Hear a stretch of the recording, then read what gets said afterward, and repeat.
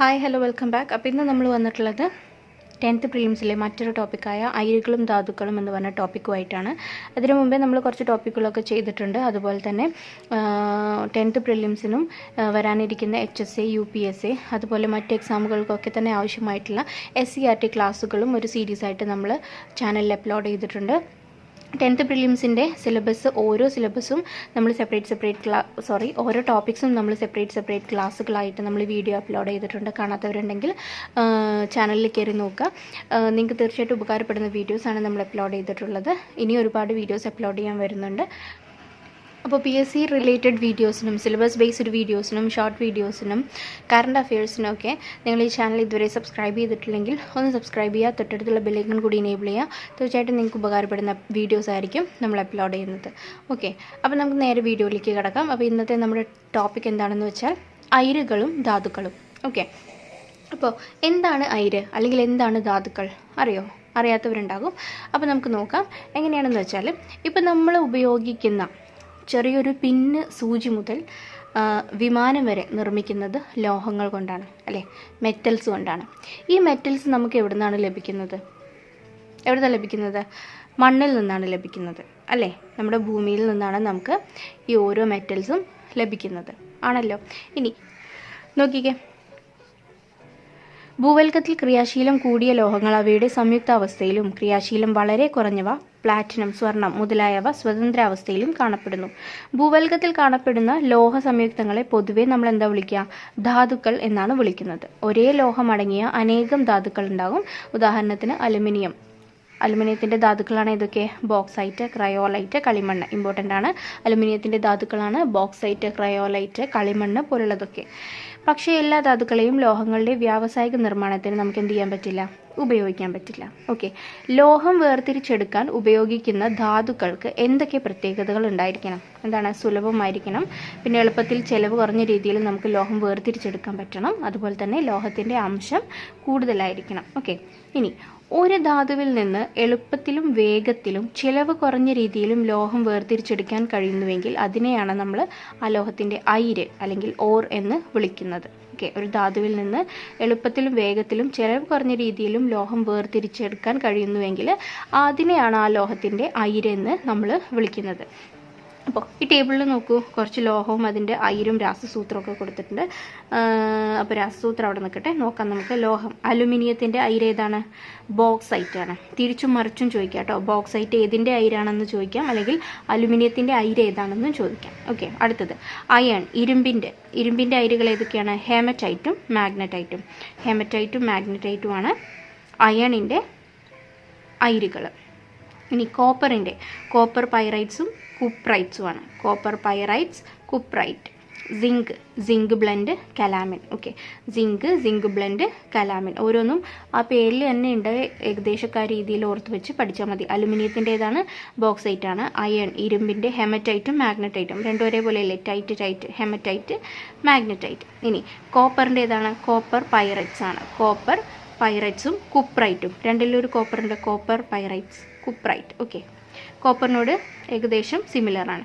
അടുത്തത് സിങ്ക് ബ്ലെൻഡും കലാമിനും. Zinc blende, calamine. ഈ കലാമിനും ബോക്സൈറ്റും ഒക്കെ സ്ഥിരമായിട്ട് ചോദിച്ചു കാണാറുള്ളത് കേട്ടോ. ബോക്സൈറ്റ് ഏതിൻ്റെയാണ്? അലുമിനിയത്തിൻ്റെയാണ്. കലാമിൻ സിങ്കിൻ്റെയാണ്. മനസ്സിലായല്ലോ? ഇനി ഇതുപോലെ തന്നെ ഇപ്പം നമ്മൾ നേരത്തെ പറഞ്ഞതുപോലെ ഈ ധാതുക്കളിൽ നിന്ന് അയിരുകളെയൊക്കെ വേർതിരിച്ചെടുക്കുന്ന ഒരുപാട് പ്രോസസ്സും കാര്യങ്ങളൊക്കെ ഉണ്ട്. അതൊക്കെ നമുക്ക് വരുന്ന വീഡിയോകളിൽ ഡീറ്റെയിൽ ആയിട്ട് പഠിക്കാം. ഇനി നമുക്ക് അയിരുകളും ധാതുക്കളും എന്ന് പറഞ്ഞ ടോപ്പിക്കിൽ നിന്ന് കുറച്ച് ഇമ്പോർട്ടൻ്റ് ആയിട്ടുള്ള, ചോദിക്കാൻ സാധ്യതയുള്ള കുറച്ച് ക്വസ്റ്റ്യൻസ് ആണ് നമ്മൾ നോക്കാൻ വേണ്ടി പോകുന്നത്. അപ്പോൾ നമുക്ക് നോക്കാം. അയിരുകൾ ഭൂവൽക്കത്തിൽ കാണപ്പെടുന്ന ലോഹ സംയുക്തമാണ് എന്തെന്ന് പറയുന്നത്? ധാതുക്കൾ എന്ന് പറയുന്നത്. ഭൂവൽക്കത്തിൽ കാണപ്പെടുന്ന ലോഹ സംയുക്തമാണ് ധാതുക്കൾ. വ്യാവസായികമായി ലോഹം ഉൽപ്പാദിപ്പിക്കാൻ ഉപയോഗിക്കുന്ന ലോഹധാതുവാണ് എന്ത്? അയിര്. വ്യാവസായികമായി ലോഹം ഉൽപ്പാദിപ്പിക്കുന്നതിന് ഉപയോഗിക്കുന്ന ലോഹധാതുവാണ് അയിര്. ഭൂവൽക്കത്തിൽ കാണപ്പെടുന്ന ലോഹ സംയുക്തമാണ് ധാതുക്കൾ എന്ന് പറയുന്നത്. ഇനി അയിരിലെ മാലിന്യങ്ങൾ അറിയപ്പെടുന്നത് എന്താണ്? ഗ്യാങ് എന്നാണ്. ഓക്കെ, ഇത് മൂന്നും ഇമ്പോർട്ടൻ്റ് ആണ്, ഗ്യാങ്ങും ഫ്ലക്സും. ഓക്കെ, അതായത് അയിരിലെ മാലിന്യങ്ങൾ, ഈ അയിരിലുള്ള മാലിന്യങ്ങൾ അറിയപ്പെടുന്നത് എന്താണ്? ഗ്യാങ് എന്നാണ്. ഗ്യാങ്ങിനെ നീക്കം ചെയ്യുന്ന പദാർത്ഥങ്ങളാണ് ഫ്ലക്സ്. അതായത് അയിരിലുള്ള മാലിന്യങ്ങൾ അറിയപ്പെടുന്നതാണ് ഗ്യാങ്. ആ ഗ്യാങ്ങിനെ അല്ലെങ്കിൽ ആ മാലിന്യങ്ങളെ നീക്കാൻ ഉപയോഗിക്കുന്ന പദാർത്ഥങ്ങളെ പറയുന്ന പേരാണ് ഫ്ലക്സ്. ഓക്കെ, ഇനി ഈ ഗ്യാങ് ഫ്ലക്സുമായിട്ട് ചേർന്ന് പ്രവർത്തിച്ചിട്ട് കിട്ടുന്ന ഉൽപ്പന്നമാണ് സ്ലാഗ് എന്ന് പറയുന്നത്. മനസ്സിലായോ? അതായത് ഭൂവൽക്കത്തിൽ കാണപ്പെടുന്ന ലോഹമാണ് എന്തെന്ന് പറയുന്നത്? ലോഹ സംയുക്തമാണ് എന്തെന്ന് പറയുന്നത്? ധാതുക്കൾ എന്ന് പറയുന്നത്.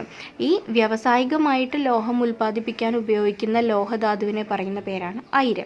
ഈ അയിരിലും എന്തുണ്ടാവും? ഒരുപാട് മാലിന്യങ്ങൾ ഉണ്ടാവും. ഓക്കെ, അപ്പോൾ ഈ അയിരിലുള്ള മാലിന്യങ്ങളെ പറയുന്ന പേരാണ് ഗ്യാങ് എന്നുള്ളത്. ഓക്കെ, അപ്പോൾ ഈ മാലിന്യങ്ങളെ നീക്കം ചെയ്യാൻ വേണ്ടിയിട്ട് നമ്മൾ ഉപയോഗിക്കുന്ന പദാർത്ഥങ്ങളാണ് എന്ത്? ഫ്ലക്സുകൾ. ഓക്കെ, അയിരിലുള്ള മാലിന്യങ്ങളെ പറയുന്നതാണ് ഗ്യാങ്. ഈ അയിരിലുള്ള മാലിന്യമായ ഗ്യാങ്ങിനെ നീക്കം ചെയ്യാൻ ഉപയോഗിക്കുന്ന പദാർത്ഥമാണ് ഫ്ലക്സ്. ഇനി അങ്ങനെ നീക്കം ചെയ്യാൻ വേണ്ടിയിട്ട് ഈ ഗ്യാങ്ങും ഫ്ലക്സും കൂടെ കൂടിച്ചേരാണെന്ന് വിചാരിക്കുക. അങ്ങനെ കൂടിച്ചേർന്നതിന് ശേഷം, പ്രവർത്തിച്ചതിന് ശേഷം കിട്ടുന്ന ഉൽപ്പന്നമാണ് എന്ത്? സ്ലാഗ് എന്ന് പറയുന്നത്. മനസ്സിലായല്ലോ? അപ്പോൾ gangue plus flux is equal to slag എന്ന് നമുക്ക് പറയാം. ഓക്കെ, അടുത്തത് മൂലകങ്ങളും കുറച്ച് അയിരുകളും കൊടുത്തിട്ടുണ്ട്. ഇരുമ്പിൻ്റെ അയിരുകൾ ഏതൊക്കെയാണ്? Hematite, iron pyrites, magnetite. ഇരുമ്പിൻ്റെ ഏതൊക്കെയാണ്? Hematite, iron pyrites, magnetite. ചെമ്പ്, മാലക്കൈറ്റ്. ചെമ്പ്, മാലക്കൈറ്റ്. Aluminium, bauxite. ചെമ്പ്, malachite, aluminium, bauxite. Antimony, stibnite. Antimony, stibnite. Mercury, cinnabar. Mercury, cinnabar. Lithium, petalite. Lithium, petalite. Lead, galena, litharge. Lead, galena, litharge. Tin, cassiterite. Tin, cassiterite. Zinc, calamine, zinc blende. Zinc, calamine, zinc blende. Sodium, rock salt. Titanium, ilmenite, rutile. Titanium, ilmenite, rutile. Magnesium, magnesite, dolomite. Magnesium, magnesite, dolomite. Thorium, monocyte. Thorium, monazite. Uranium, pitchblende. Uranium, pitchblende. വെള്ളി, argentite. വെള്ളി, argentite. സ്വർണം, bismuth aurite. Bismuth aurite. Platinum, sperrylite, pentlandite. സ്പെറിലൈറ്റും പെൻറ്റ് ലാൻഡൈറ്റുമാണ് പ്ലാറ്റിനത്തിൻ്റെ അയിരുകൾ. Calcium, dolomite, gypsum. Calcium, dolomite, gypsum. Important ആയിട്ടുള്ള മൂലകങ്ങളും അവയുടെ അയിരുകളും നമ്മൾ കൊടുത്തിട്ടുണ്ട്. ഓരോന്നിനും എന്തെങ്കിലും ചെറിയ കോഡോ കാര്യങ്ങളോ അല്ലെങ്കിൽ ആ മൂലകങ്ങളുടെ പേരുമായിട്ട് ഏതെങ്കിലും രീതിയിൽ കണക്ട് ചെയ്തിട്ടുള്ള ചെറിയ ചെറിയ ട്രിക്സൊക്കെ വെച്ചിട്ട് പഠിച്ചിട്ടുണ്ടെങ്കിൽ നമുക്ക് പെട്ടെന്ന് ഓർമ്മയിൽ നിൽക്കും. അപ്പോൾ ഇത്രയാണ് ഈ വീഡിയോയിൽ ഇൻക്ലൂഡ് ചെയ്തിട്ടുള്ളത്. ഇനി അയിരുകളെയൊക്കെ വേർതിരിക്കുന്ന ലോഹങ്ങളെയൊക്കെ വേർതിരിച്ചെടുക്കുന്ന ഒരുപാട് പ്രോസസ്സുകളൊക്കെ ഉണ്ട്. അത് നമ്മൾ അടുത്തൊരു വീഡിയോയിൽ ചെയ്യുന്നതായിരിക്കും. അപ്പോൾ വീഡിയോ മൊത്തത്തിൽ കാണുക. ഇഷ്ടപ്പെട്ടെങ്കിൽ ലൈക്ക് ചെയ്യുക, ഷെയർ ചെയ്യുക. കൂടുതൽ വീഡിയോസിനായിട്ട് ചാനൽ സബ്സ്ക്രൈബ് ചെയ്യുക. തൊട്ടടുത്തുള്ള ബെല്ലൈക്കൺ കൂടി ഒന്ന് എനേബിൾ ചെയ്തേക്കുക കേട്ടോ. Thank you for watching.